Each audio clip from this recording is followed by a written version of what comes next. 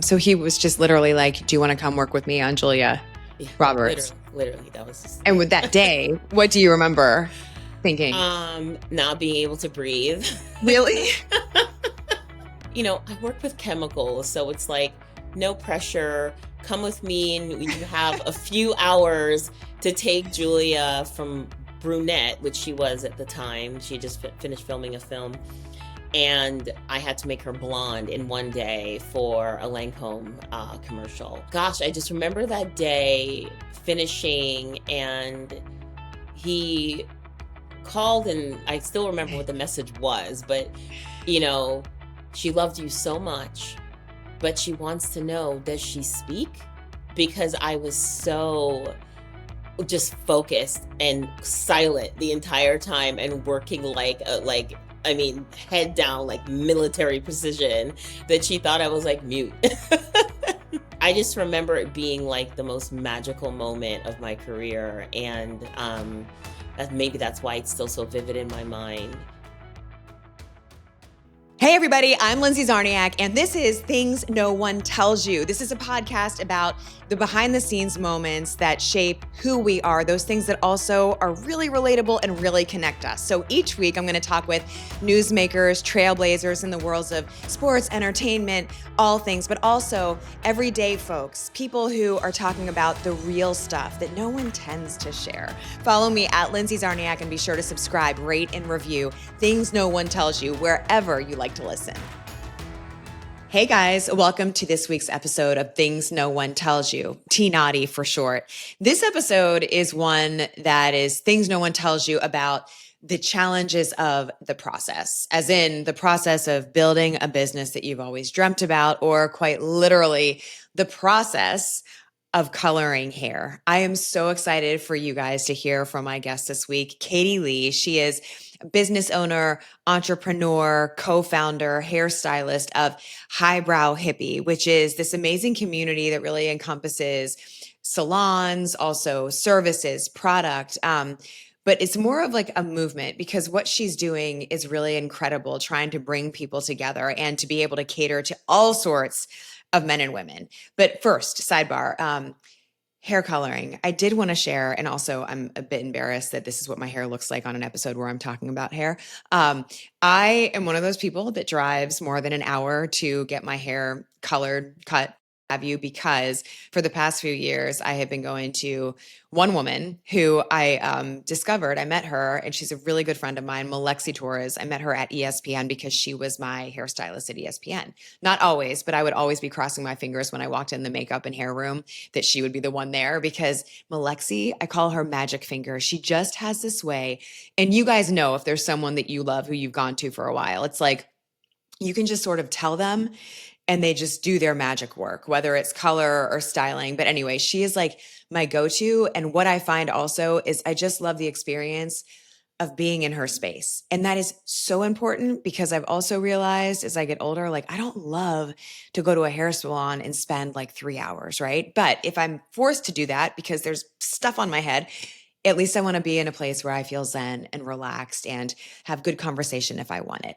Anyway, this takes me back to Kadi. So Kadi Lee is amazing, and you've probably seen her work without even realizing it, because some of the biggest A-listers in Hollywood go to her, among them Julia Roberts. Also, Meghan Markle has started going to Kadi Lee and has been very open about how much she adores her. But what makes Kadi Lee really unforgettable isn't just her client list, because it's really her philosophy. She talks about being from Jamaica, but growing up in the town actually where I live, Westport, Connecticut. And I really, really appreciated her honesty about growing up in a place that was not diverse, how that impacted her, and what her life was like after that, where she moved and why. In this conversation, Kadi opens up about what no one tells you when you're the first and the only, and the one expected to hold it all together. We talk about being a Black colorist, her perspective in a segregated industry, what it took to launch her own product line, and why she is always, always chasing excellence over attention. Kadi Lee, I am so excited to be talking with you. Thank you so much for joining me. Of course, thanks for having me. So you're in LA right now. Can you tell me a little bit about where you are and what you have going on there? Um, yeah, I live in Venice, California, and gosh, I've been here for 23 years. My business is based here. I live here. My whole life really is in within like a 2 mile radius, I'll say. It's Um, nice. yeah, which is nice. I've obviously lived many places in my life, and but this is where I kind of became an adult, and which I proudly call home now. I love, there's so many things I want to chat with you about. I'm excited to hear about your entrepreneurship, about your company, about what you've experienced from the actual work that you do, and just a lot of other things too. I am, as people that are listening or watching would know, probably joining you from Westport, Connecticut, which I know is where you lived also for a stint. So I also want to get into that and talk to you about that. But first, can you tell people that may be new to it or may just not be aware of what your brand, your work, Highbrow Hippie is? Gosh, highbrow hippie is so many things. It's interesting to me now that it's what people now know it as is a product line because it's been a part of my life and my business partner's life for so long. We started it as a blog back in 2010, and it began just as a place for us to dump all of our thoughts and feelings, whether it be about what we were eating, drinking, wearing, politics, um, anything that we thought was worth discussing.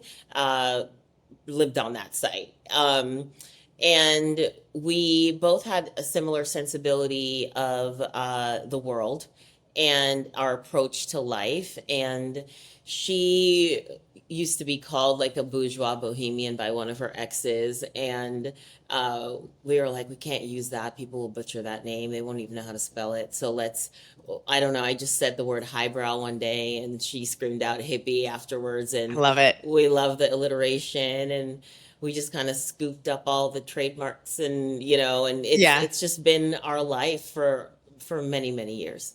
So, how did that seed begin? Like, what was your thought behind, let's start this blog and let's talk about these types of things?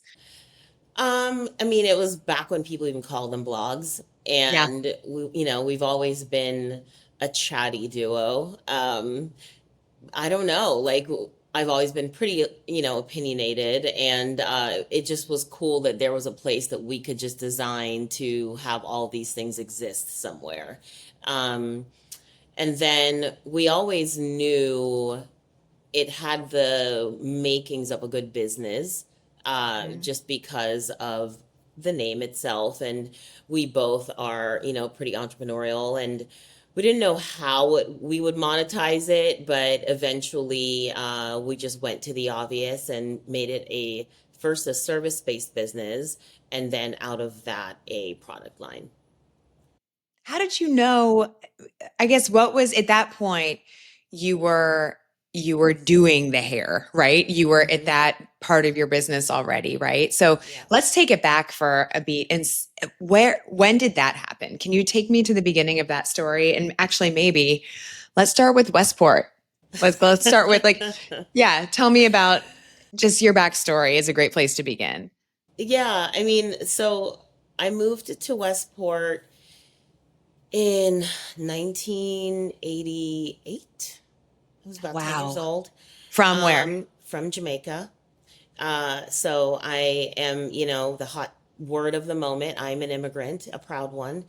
And we ended up in Westport quite by accident. It was just a place that my mom got a job cleaning houses and babysitting. Okay. And so we were never I loved Westport. I loved growing up there. It was obviously a very safe place to be, not a very diverse place. And but we stayed and wanted to stay because of the school system. Mhm. And but it was not an easy thing to do. Obviously, it's not a very affordable place, but we lived for a time in affordable housing in Westport until my mom was able to save enough money and buy a house of her own. So people may look from the outside in as the quintessential, like, American dream success story, but there were many years where, my mom was cleaning the homes of people who I went to school with. That was, Oh my God. not the most comfortable. Um, What was and that like? I mean, it was, it's what you think it was like. Yeah, I know. So I'm definitely, again, like, I had a great time in Westport. We were really, popular kids. I did all the things. I had a nice group of friends. I was also not sad to leave and see what else was out there. And then I took a major departure from Westport and went to Spelman College, which is all Yeah. black, all female in Atlanta, Georgia. And, that was by design, because being, one of only a handful of Black students in Westport, it's not a natural thing, and or it could be if you stay in a place like Westport and make that your Yeah. longtime existence. But obviously, um, I like the skin I'm in, wanted to be around other people who, felt the same, and just wanted to be in a place specifically where we, as Black women, were judged strictly on our merit and not compared as kind of the exceptional Negro, if you will. I just wanted to be with a lot of smart, beautiful Black women Hmm. who were just, we all had the option of going to any Ivy we wanted, but we chose Spelman to be in that sisterhood and to get a very strong sense of self before we had to face sometimes, what can be like a cruel world. What, and this might sound like a strange question, but Hmm. when you're describing that in a town like this, Hmm. and what does it feel like that people would not realize? Like when you describe what that is like, not, feeling a certain way, like how do you describe the ways that that happens? Does that make sense what I'm asking? Because I think about that a lot because my husband's African American and it's not that more diverse, much more diverse here right now. And we talk about this. I've talked about it with my mother-in-law a lot. Like I don't know what I don't know. Do you know what I mean? Hmm. Yeah. And sometimes it makes me fearful to ask certain questions about it. But I do know that that's a very clear thing that my son for sure will deal with. And I think my daughter for sure as well. And this also sounds like a weird thing, but my daughter looks a lot like me. And my Hmm. daughter has recently said, Mom, what's it like to be the only white person in the family? And I was like, What? And my mother in law walked in the room. She was here when she said that. And I was like, I don't know. I don't, it just was a conversation. And, like she's right. Um, so I guess like I don't really know the best question to ask with this, but what I do think is really valuable is like for people that just don't even register that, what does it feel like in that moment?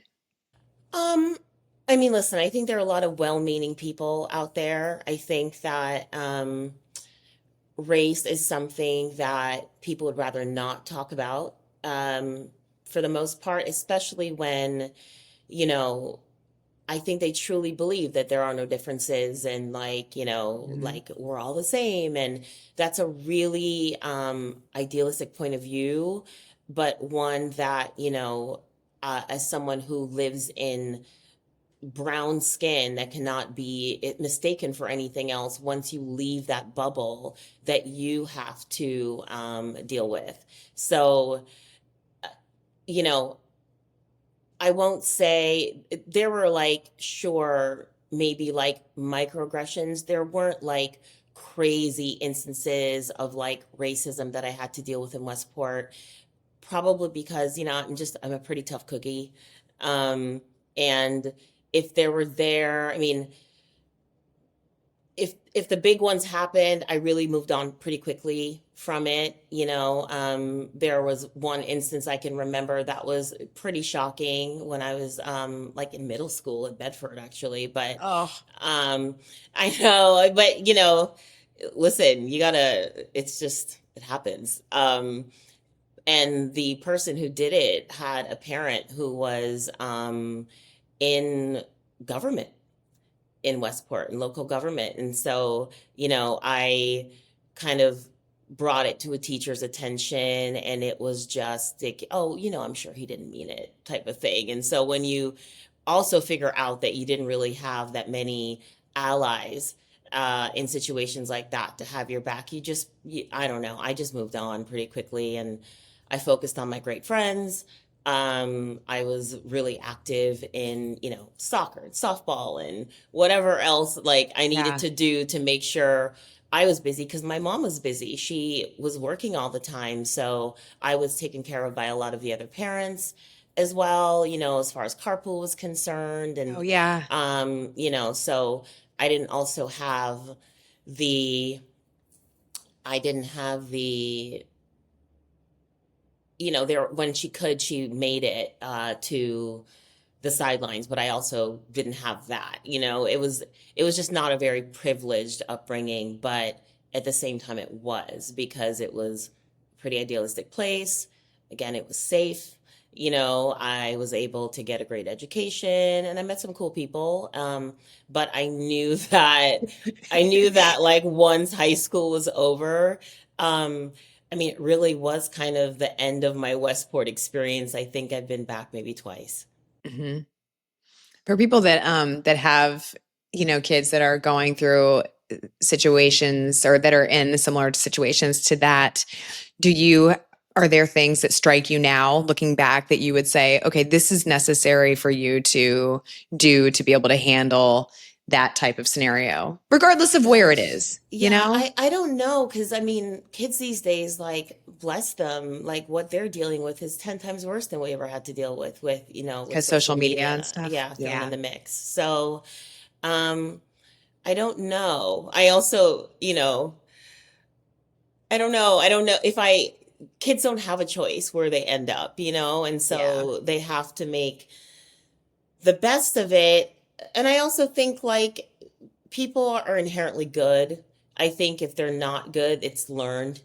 And so I would hope that anyone in a town like Westport that would be in a similar situation as me would just have great parents that are making sure that they're involved and their friend group looks like the real world, and that they're not in a bubble, because I think that's where maybe most of it stems from. um I've just always had people of all ilks around me, and I think that when you don't, that's when it becomes dangerous, and you become, you're in an echo chamber. Hmm. Okay, So so Spelman. yeah. And when you're at Spelman, what did you experience? And when was the first seed planted for you that what you wanted to do beyond? Um, I mean, Spelman, like a lot of people that went to Spelman, we basically found out about HBCUs through like a different world in the Cosby Show. Yeah. um, and there are many arguments of why do black colleges exist, and um, I don't know. I'm just going to be one till the day I die, saying that they are so necessary as just a place to really form your sense of self, and like a really great, especially with Spelman, a sisterhood that lasts forever. I know one another gentleman who grew up with me in Westport, Mitch. I know he also went to an historically black college when he left, and another gentleman, Jared, he also went to Morehouse, and there are kind of a few of us that decided to take that route, which is pretty cool. Um, and yeah, once I got to Spelman, I was an English major, but I would tool around in everybody's hair. Always just kind of knew what to do.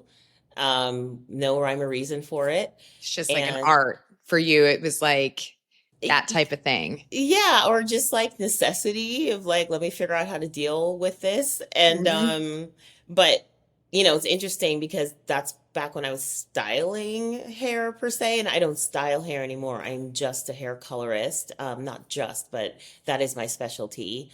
And that just came to be naturally once I finished beauty school, and really figured out that like my love of art and my love of just like colors and something clicked where that became my natural path. Um, so yeah, I'm not sure the English major at Spelman ended up like doing any good. I think so because I write a lot of copy for our business now, I was going to but say in the blog, I mean, the whole like, right? yeah. But Wait, so and was it that it was a scenario in college for you where I'm like, did you have your friends were like lining up and just like they knew that you were the one that would do yeah, the I thing? mean, they would kind of let anybody who wanted to take a whack at it go for it. And then, I ended up, I think, being a little bit better than some others. And thank God they trusted me. It was enjoyable. And I Yeah. also had like, I mean, I had like 20 jobs like a true Jamaican. Like I was like working at like a clothing store, which is where I met my business partner. I was working the overnight shift at a hotel. Oh, wow. How was And then that? going, I mean, it was crazy. I was In then going Atlanta? like in Atlanta, the Grand Hyatt, and I would go Oh, straight to class in the morning in Buckhead? Is that in in Buckhead? Buckhead. That was where I had my first job out of college was in Atlanta. Oh, really? Okay. Hmm. So you're Anyway, familiar. yes. Yeah, I don't know. I did whatever I needed to do Hmm. to get through it, and then was lucky enough to enroll at Aveda after I was done in New York City. Okay. And my first job being at, Frederick Fekkai, which at the time was just the greatest salon in New York at the time. And really apprenticed with some wonderful colorists, most of them French, with the exception of my mentor, Constance, who was an American woman who was in her 70s when I was assisting her. I think she was like 80 by the time she Wow. retired. Um, Wow. and she was just a mad scientist. She used to be a chemist before she was a colorist and taught me many things that I still use today. Like, what did she, when you do that job, what did she do that was just so eye-opening You with know, that craft? we would have a color correction and there would be something that was slightly off with a tone and she literally knew to put like a drop of copper or a drop of this and like it would just change before your eyes. It was true chemistry class. But she also, besides the chemistry, she had the coolest head of anybody I really have ever met. Nothing flustered her. And I learned a lot just by watching that, how to handle many people at once, how to handle many high profile people at once, um, and how to, get through just a very high pressure day. So she taught me many life lessons. I think that's so interesting. I was reading something before we spoke, and I about you describing that piece of the job, and the I think it's probably part that people don't necessarily think about, or maybe this is one of the things no one tells you is like Hmm.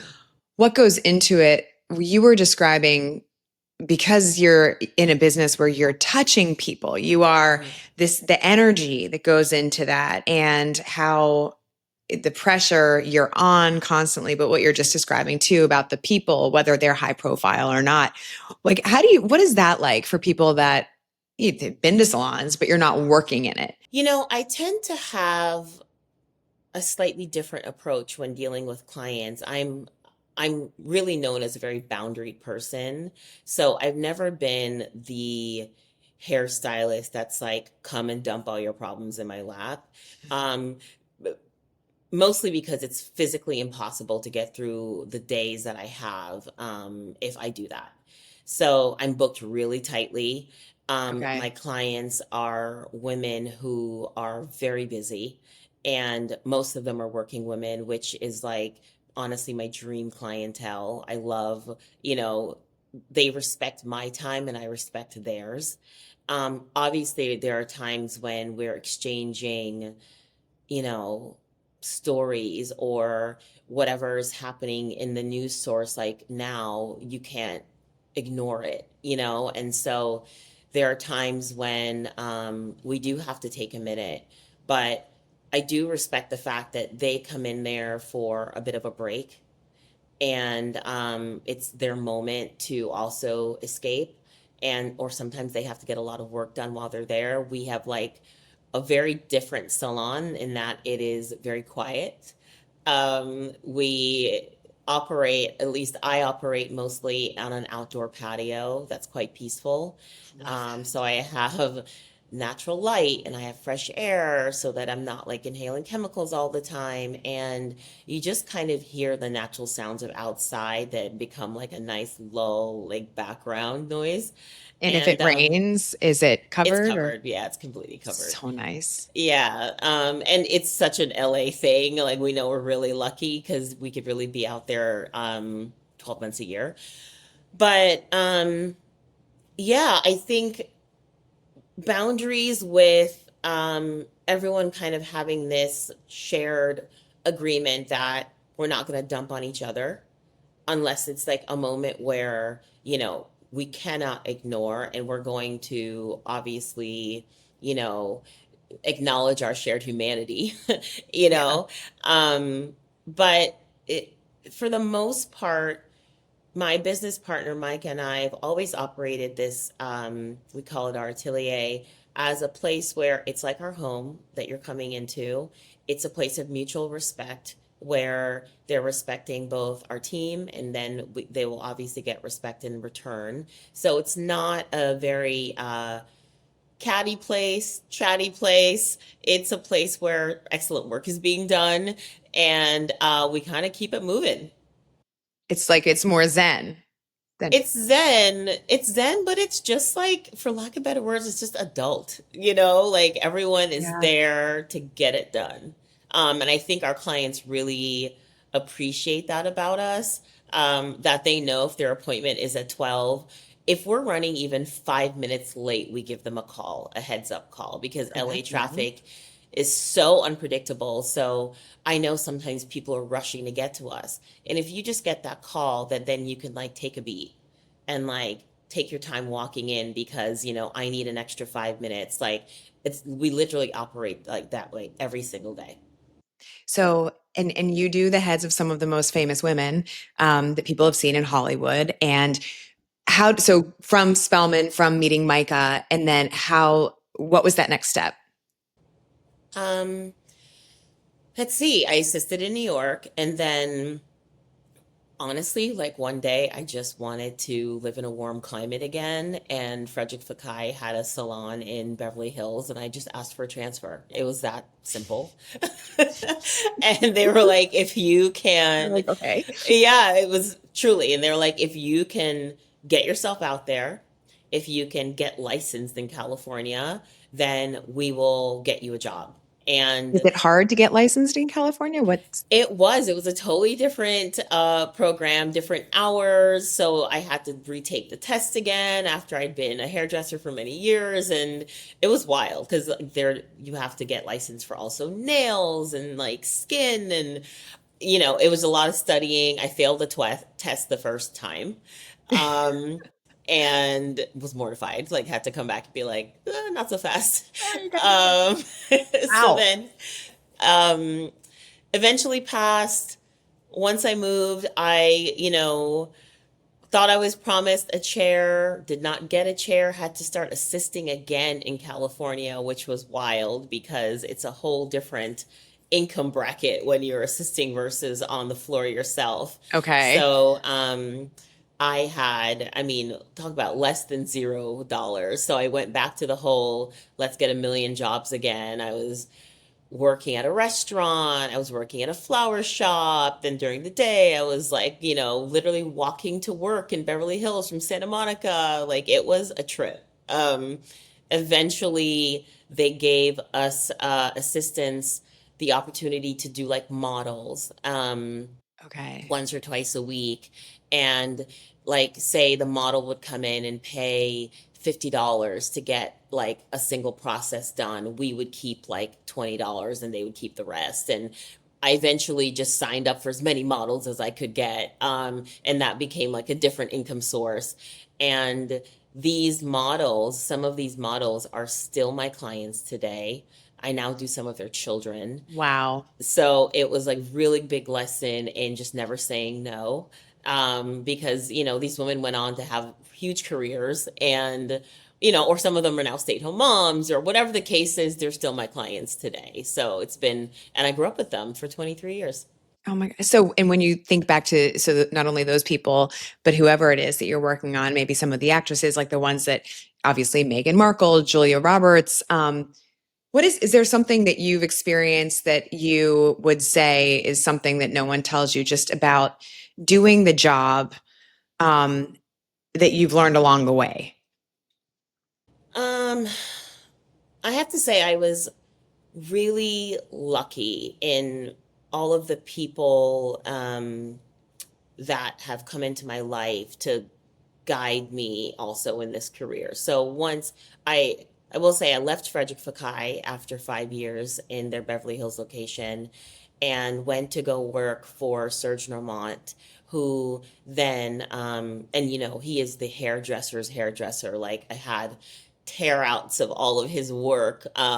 He was the biggest inspiration to me, and to go and work for him was first a dream, and then to become not only his mentee but now one of his closest friends is has been like my wildest dream come true. So Serge has really been a guiding light in my life, in my career.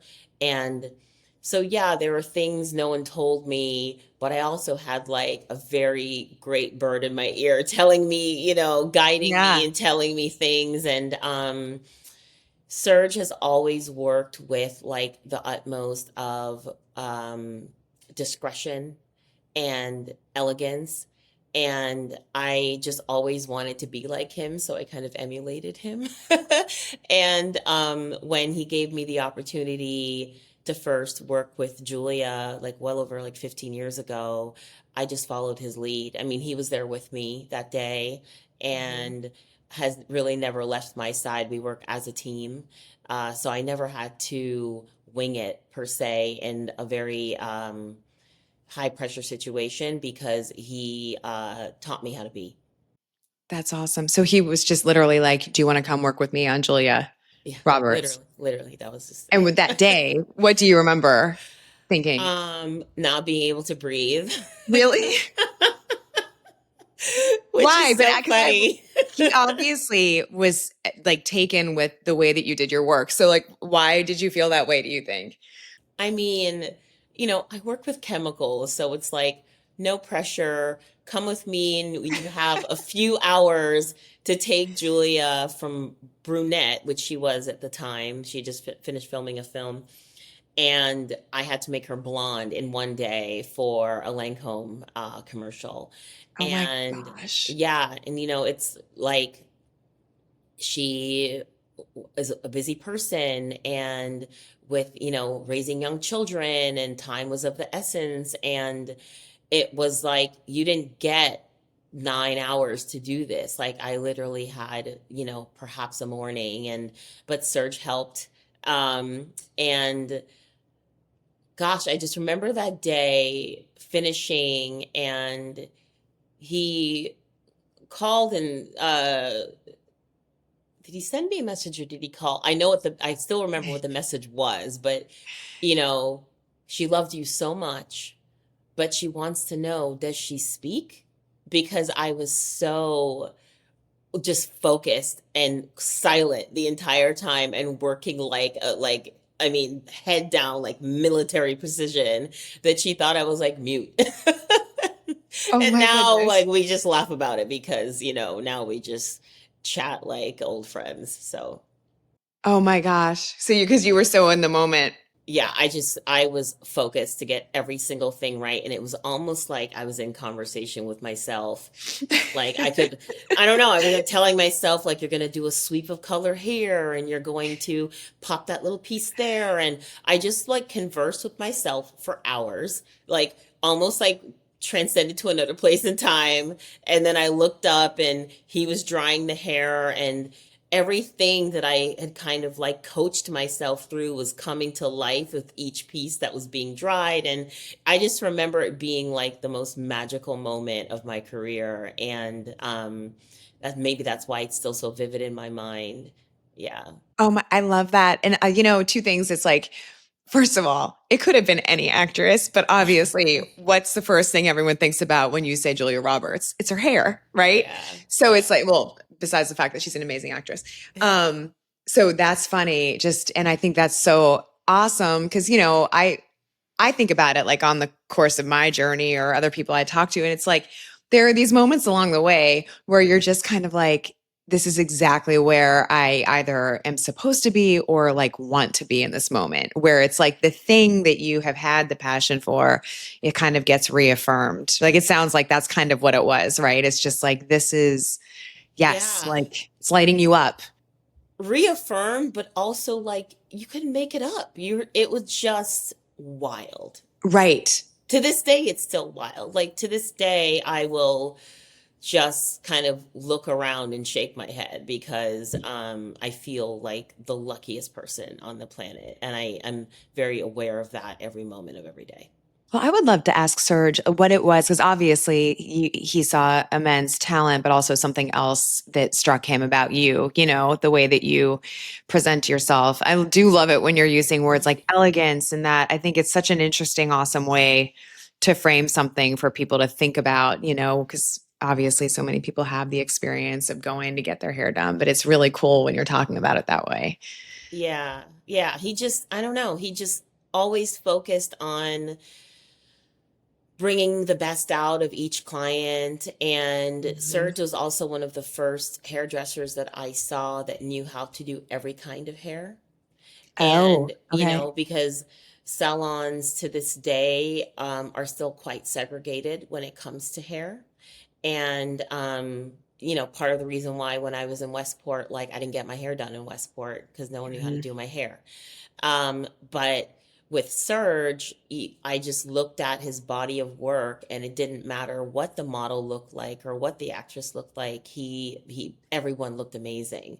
So when I knew that when it was time for us to have our own salon, that it was going to be a place where women of all kinds could sit next to each other and feel comfortable coming. And obviously, there are things that we specialize in. Um, and because I am a colorist, like, don't come to me to like get your hair blown out. I don't know how to do that. But I do have someone that does, Like I got to point to it, right? and you know, our team is the best because they've always been open to that.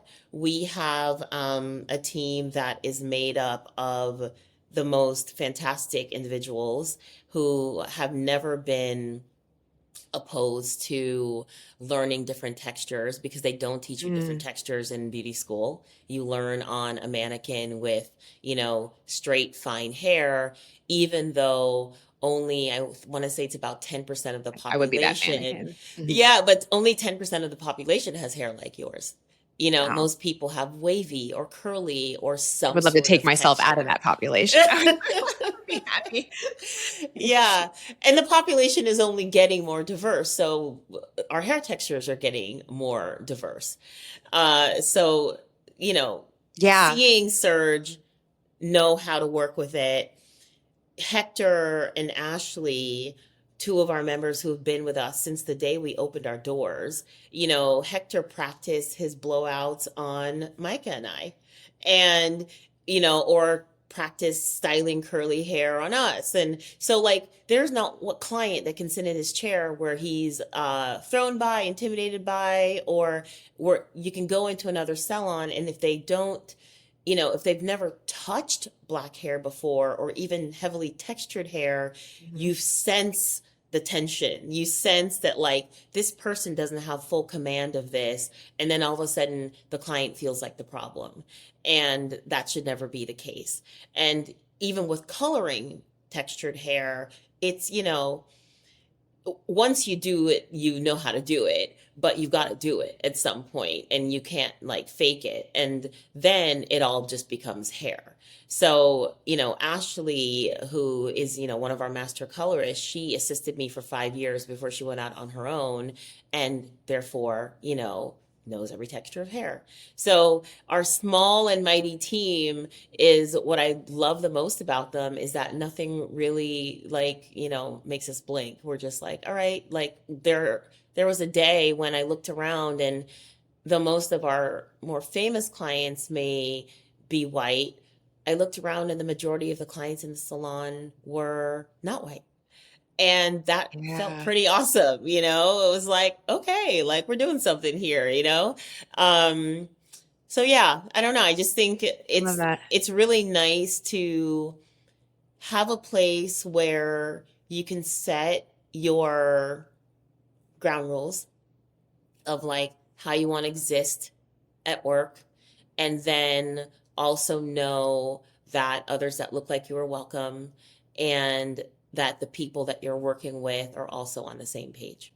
So when you get to, you're in Beverly Hills, you're working there, you go from the, what, and I'm sorry, you call it an assistant? Is that what that role is at that point? Yes, I was first an assistant or an apprentice. Yeah. Oh, the apprentice. Thank you. Yeah. So then what happens? So how did it become eventually You your know, thing? you get promoted, and then Yeah. you literally start with one client and then you I built the old fashioned way before social media, you know, where it was referrals. So again, I feel for anyone in this day and age, because you know, the way that social media is used now, especially in the hair industry, it is kind of like your resume. And but I'll tell you that most of us who are at least like 40 and up, 45 and up, uh, because we built it just by word of mouth. You know, sometimes I hardly post, you know, because Hmm. we're too busy. And if the person is just posting all the time, it means that they have a lot of time on their hands, in my opinion.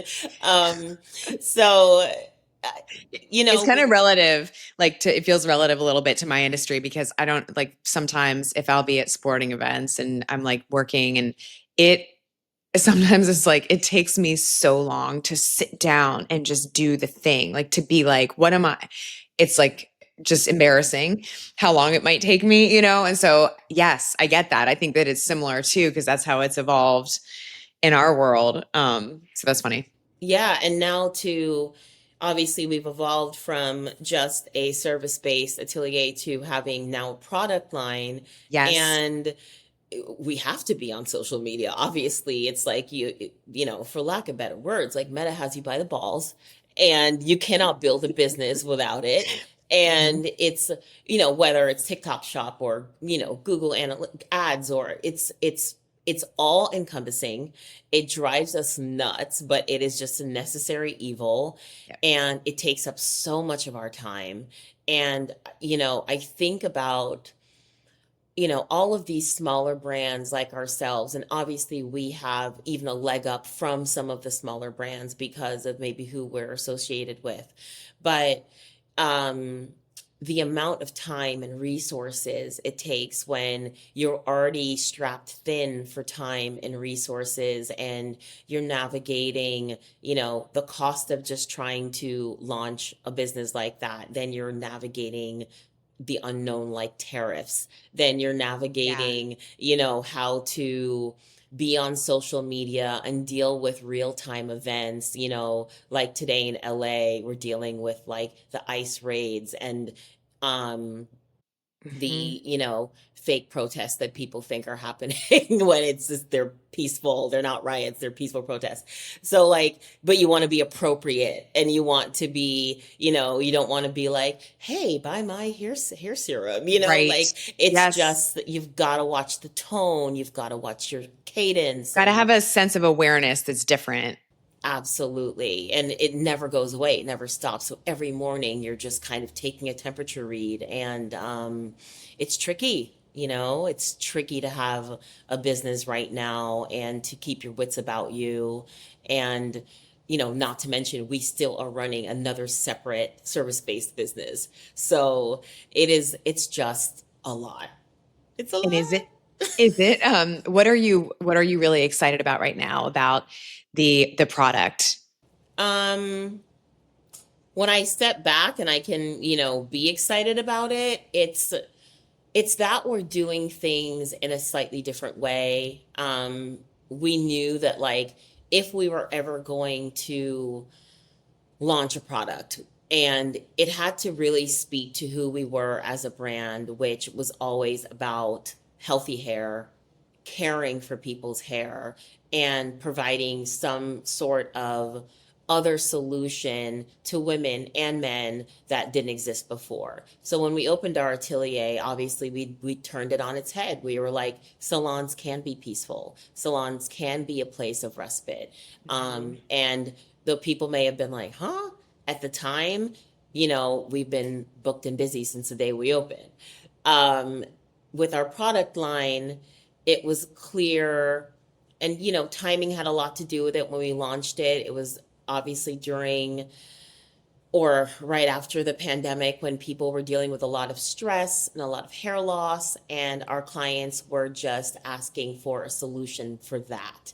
So it became clear that like it was hair health, hair loss, a long-term hair health solution, and it's not launching a shampoo and conditioner. So everything that we do is from the angle of hair health, which excites all of us. We're not really known as the team that does like come to us for like platinum hair or pink hair or whatever. We do like beautiful, healthy hair.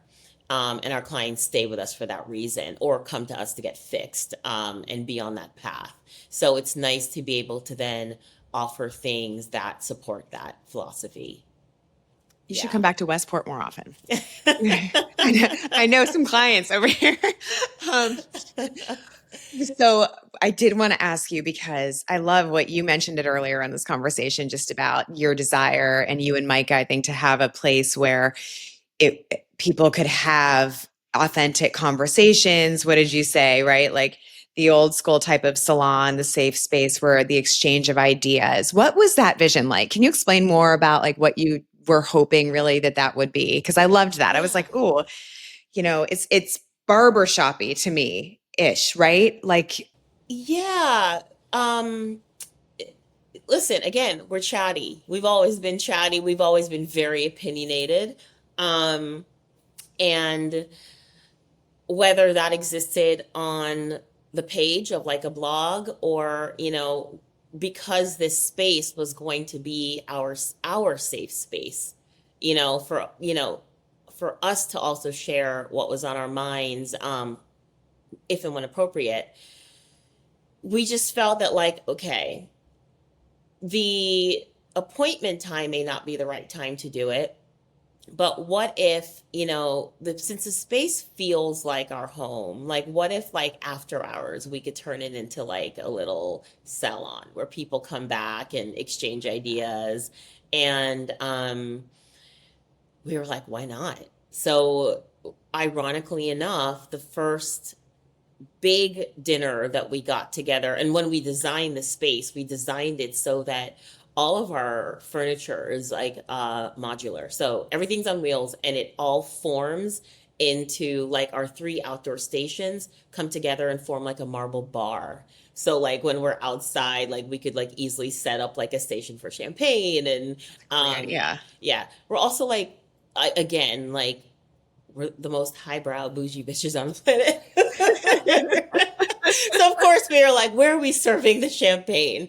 Um, but And how many bottles do you need? By the way, my mom today texted me randomly. She's like, "We have 8 people. Is one bottle enough?" I was like, "Mother, no. Like, how much? Like, are you? No, what? 8." Um, Anyway, so that was on my mind.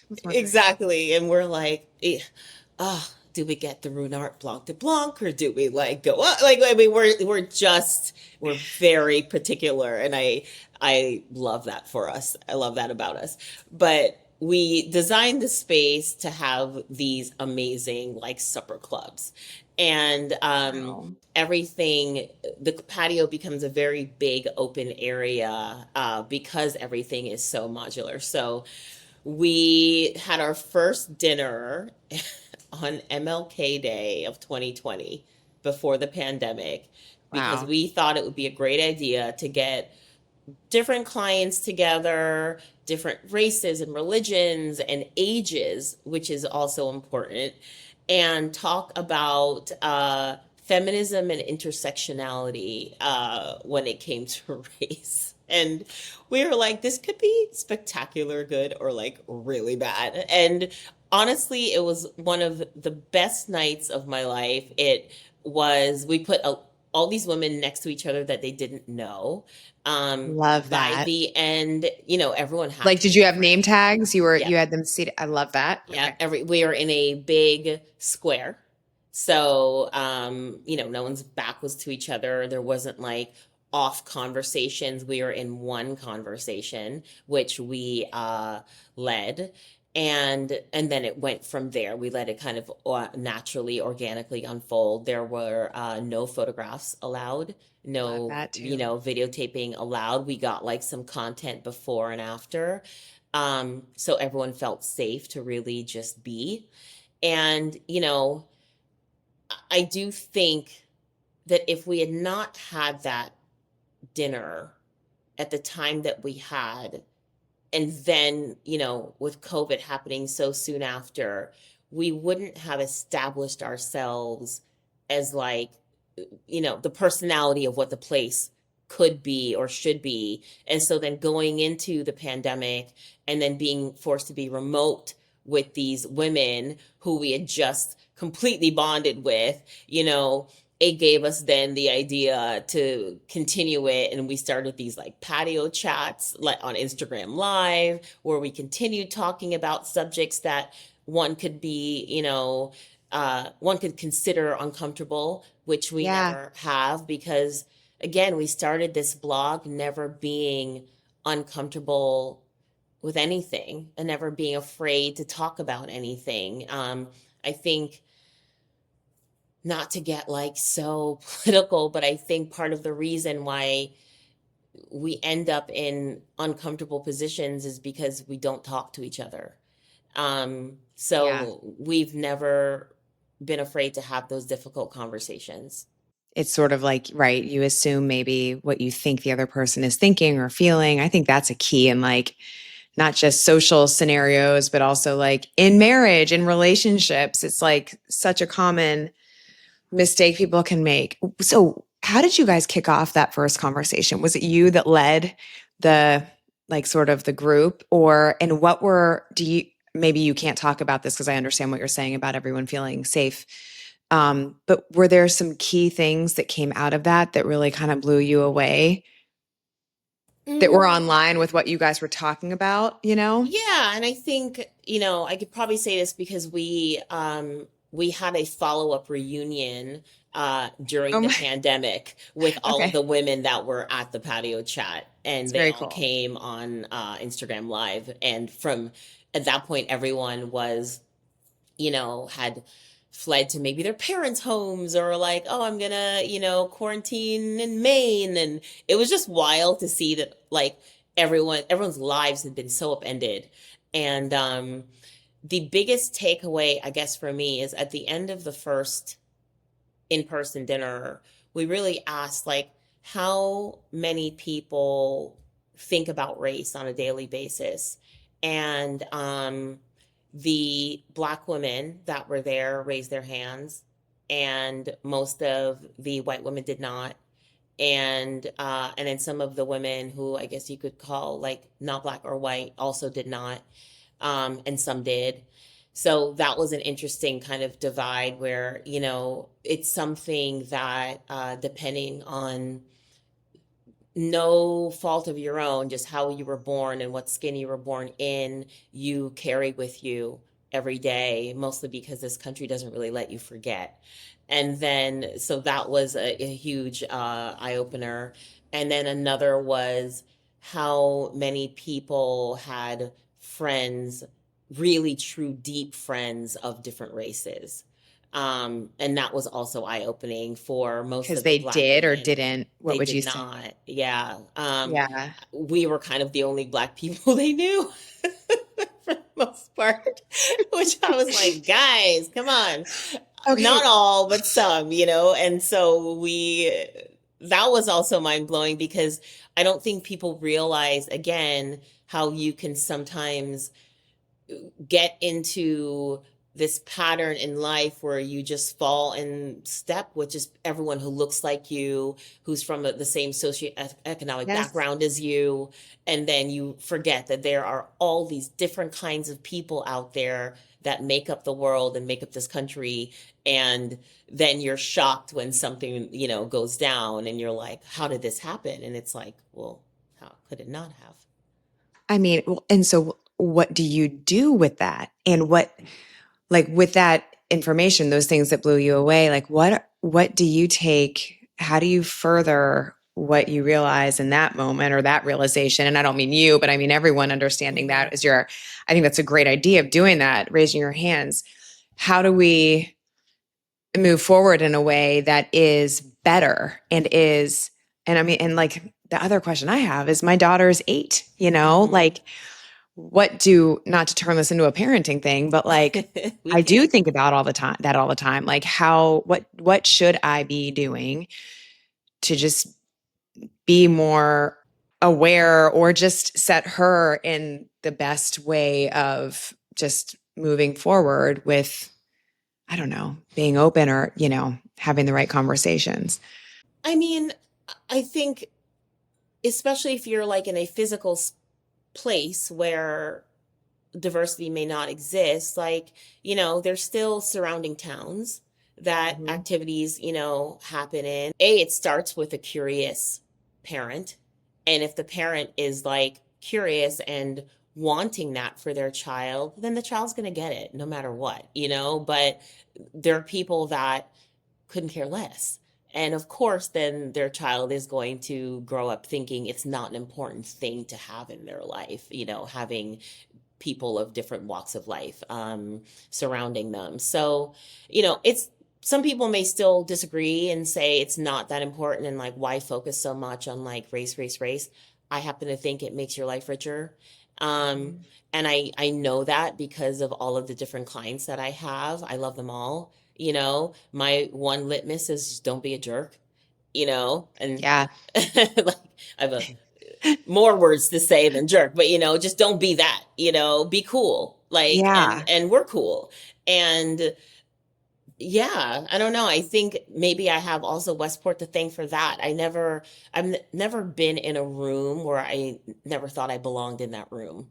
Um, Mm, no one can yes. make me think that That's a like, great point. yeah, like I'm comfortable anywhere, and 90% of my clients are white women, so I have to know how to speak to them. But like, I want the cool ones. I want the ones that are nice. I want the ones that are open-minded, and and I think like by just natural selection it happens anyway. You find your people. Hmm. I Yeah. agree. The do you for people that would fall in the bucket of the group that you mentioned that raised their hand that does not have don't have many other friends that don't look like them.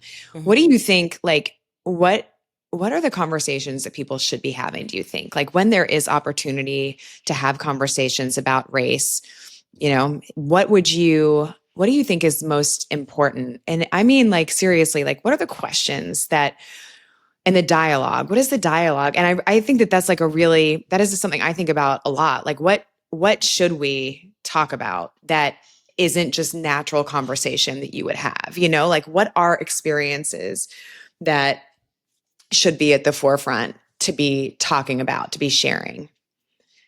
Does that That's make a sense? Or It is does that make sense, and that's a tough question to answer because then it becomes like we're writing this playbook, which is then I know. takes away the humanity of it. So I really do think it starts with having a natural and genuine curiosity about other people's lives. And I Mhm. think you just start there. I know it's maybe an overly simplified answer, but knowing that someone may have a different experience in this world than you. So just starting wherever, I literally, think that like, answer is great because sometimes like I mean I felt like I feel apprehensive, right, even asking that question because it seems really mm-hmm. strange. But yeah, the way you just answered it I think makes a lot of sense. Yeah, like, no fear. My Mike and I are always like, F fear. Like, we're Mhm. all just humans trying to navigate this crazy time we have here on earth. So like if you are naturally curious, like reach out, and talk to people. Start somewhere And just ask. and It's just just like, ask. it's the same thing if you're, Yeah, because then you really find out you're, not to be hokey, but you really find out that, like, at the end of the day, so many things cross over. Family values, everyone wants the same thing for their kids. They want their kids to, and I'm saying this as someone who's not even a mother, by the way, but obviously have many children in my life.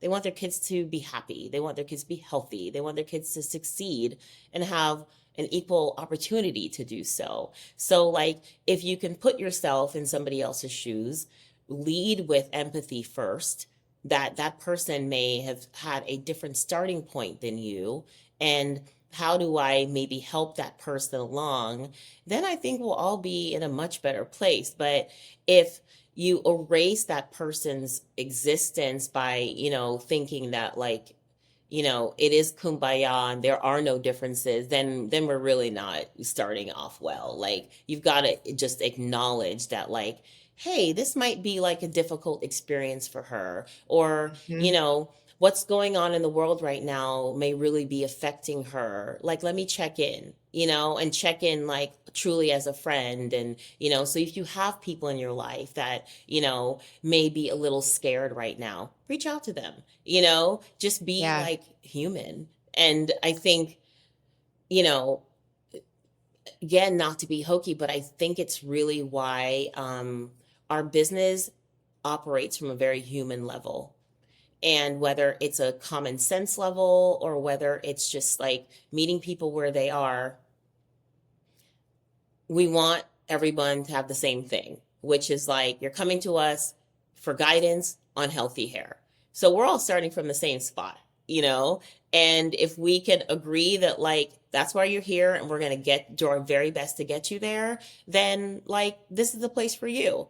And we've always just kept that very simple. Um, it's been a nice thing to always go back to. We started the company with, like, our tagline was always like beauty, wellness, and conscious living. And we put the conscious living in there because it can encompass a lot of things. And it gave us freedom to, if we ever really wanted to talk about things that are affecting our lifestyle or how life is, we can talk Yeah. about them. Because I think as a brand, as a human, and as a brand, like, we want to be able to stand for something. And sometimes some brands are very leery of doing so, but then there are Hmm. other brands that are known for that throughout their entire, lifespan as a brand. Like, and, who's to say we're not going to be as political as like a Ben and Jerry's, but we can have a point of view. And I think it's great to have that from the beginning so that people really don't ever get confused about where they ended up. We never want someone to even come to our social media and be like, stick to hair. Be like, what? You made a wrong turn. Right. Like, That's not who we are. And we've never no. said that that's who we are. Yeah. I love that because that's honestly, that's part of when we were talking about themes for this podcast. That's part of why we landed on things no one tells you, is because it's like our experiences are all so different. But along the way, we'll be in conversation and be like, well, the thing that no one tells you about that. I mean, and I thought, there's so much value in just sharing those things. What are those things? Like, just because we're all human, we all have these relatable things out there, So I don't know. Is there something looking back that falls into that category for you of like, oh, one of the biggest things that no one tells you? How hard it was going to be to start a business. Really? Gosh. Like, every day.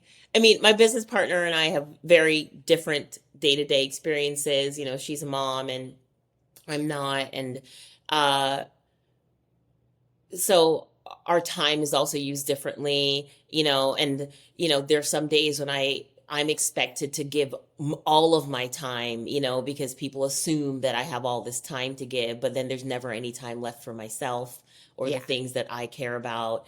Um, and so I've, become very depleted in the past, and really trying to like have boundaries around that, on how important it is to always like carve out time for myself, because at the end of the day, we're a startup, so there's a lot on my shoulders. I work 7 days a week, and happily so, because we have this goal, and we have this thing that we're marching towards, that we really think is going to change a lot of lives, but it is nonstop. It is unrelenting. It is so hard to run a business. It's hard to run a business today. It's hard to run a business as a Black woman, to try to get funding when, the funding gap is so big in this country.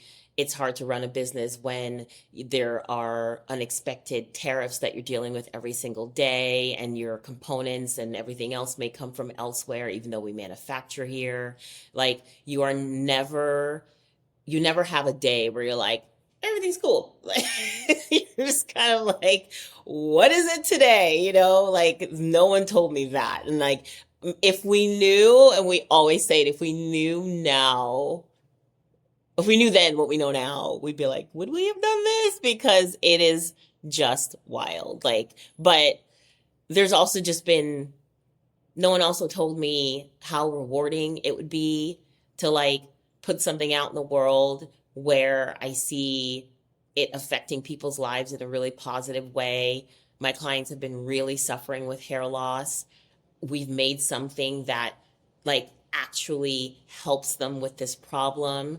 And for women in hair, it's everything. Like, they'll tell you, oh, it doesn't really matter that much. It matters. Like, I know from just being anywhere in the world, everyone wants to corner me and talk about their hair, and especially whether you're dealing with like postpartum hair Oh, loss, yeah. or, COVID recovery, or, perimenopause and menopause, and just all the things that no one tells you is going to happen to you, because who knows why we didn't talk about this before. Right. Luckily, it's no become such a big part of the conversation now of women and the changes that happens in their lives. But we talk about those things at the salon, like, okay, how long ago did you have your baby? Okay, are you still on your prenatals? Okay, what are you eating? Like, we talk about all of those things that Yeah. like no one even thought to talk about before, but it affects the stress that you go through. It affects your hair health. It affects your physical health. It affects your mental well-being, all of it. And usually the first sign of that stress is in your hair. And I wouldn't Really? have, the first sign, Like, and I, really? Like yeah. losing it, or Whether thinning, or thinning, the, brittleness, and like, I would have never yeah. known a lot of this, because when, I started my career 25 years ago, when you're 20 years old, your hair is good. You're chilling. Yeah. And, Right. and you think it's going to be that way forever. And then you have your first child. And then you have your second child. And then you're like, wait a minute, why is my ponytail half as thick? Or, and then life stressors happen, and you're like, why is it like shedding so much? And like, if you just have open conversations about it, then you can find a solution. And like, and that's what we decided to do, that's been a great, great source of pride and joy. And is that like what, during the appointment, or just at any time in the salon? It's during the appointment, obviously starts with the consultation. It's afterwards, with if they are having a problem, now we have a solution for them. And, we have some things in the pipeline that we're about to release, to, yeah, to Do you want to give a little coming. teaser? Let's just say like everyone's Sunday ritual is going to become a lot more pleasant. Like, we're giving them something to focus on. It's going to be a nice experience, and that will be launching early October. That's Um, exciting. Okay. yeah, yeah, and it'll go well with everything that we've launched so far. Feeds into everything that will be coming later. It all just becomes part of this very simple, but effective routine that's going to offer a little bit of relief and solution. Yeah. All right. Well, I have so much more to ask you, but I'm going to have to save it for my next conversation with you, Okay. which maybe will be in your salon. Um, Yeah. we do. I love to end and just ask people, what are three things no one knows about you Oh, that you are interested to share? things no one knows about me. Gosh, I feel like it's so funny. I feel like I, though I am like a pretty private person, that I'm an open book, but maybe not. Let's see. I love my favorite place on the planet is back in Jamaica at Golden Eye. That may be something people already know, but maybe your listeners don't know.